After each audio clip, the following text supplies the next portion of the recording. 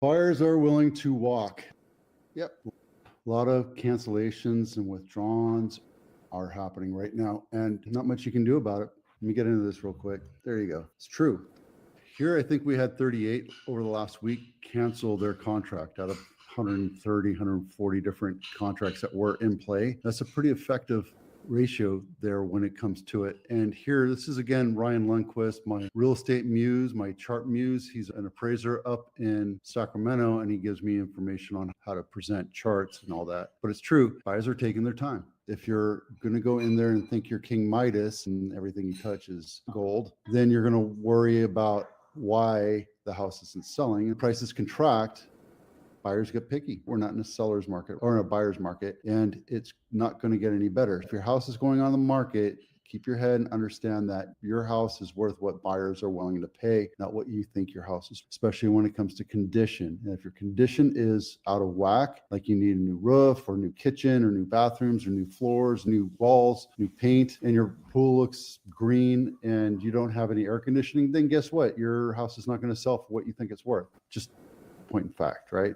If your house is all dolled up and it looks like it's in model condition and everything's updated, everything works on it, your house still isn't worth what you think it's worth because the market is contracting. So lose the ego. It's the number one reason why houses don't sell. I just got rid of a seller who didn't want to listen to what I had to say and refused to agree that the house was worth less. And there you go. Foreclosures are increasing slightly. There's a lot of crash bros out there that are saying that the market's falling, the sky is falling like Chicken Little, but it's not. It is in certain areas like Texas and Florida, but overall across the United States. And yesterday we looked at a couple foreclosures. We have, I think, 4 foreclosures in San Jose, which is not normal because typically we have 1 to 0, but we just had a new flood of bank owns coming through. That said, houses are still being sold at a clip. What you get for $1 million in San Jose is this house right here. This house was my first house when I first bought a house, not this exact one, but the same floor plan.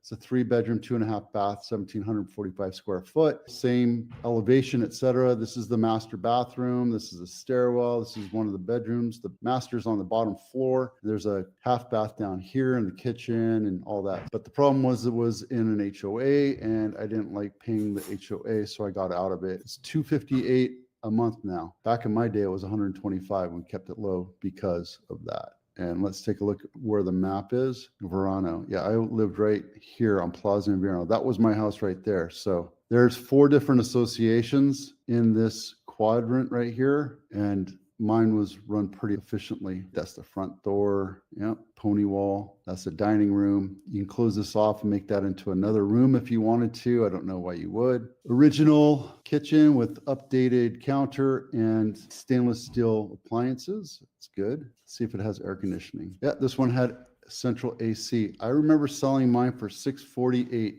The bathroom counters were updated, but still the original cabinets, bathtub was updated. So there you go. And yeah, they're called patio homes. Let me see if I can get you into show you the way it looks. See, that's the driveway right there. And then everybody parks their car and these are the garages. So you're very tightly close next to your neighbors, but they're single family detached homes in an HOA. What you get for $2 million, Doyle Road, not my listing, $2 million, 3-bedroom, 2-bath, 1,479 square feet. And the big difference here is location. This is over by Cupertino and that's Limbrook, Bollinger, Kylie Drive, I guess, over here. And let's see, do they have, yep. Nope, no cooling, not even cooling. So there you go. You have 15 pictures of the front before you get inside, darker cabinets, tile floor. It could be the plank, vinyl plank, which I'm not a fan of, and nicer, older backyard. Here you go. And thank you for the floor plan. All right, that's it. Existing home sales in August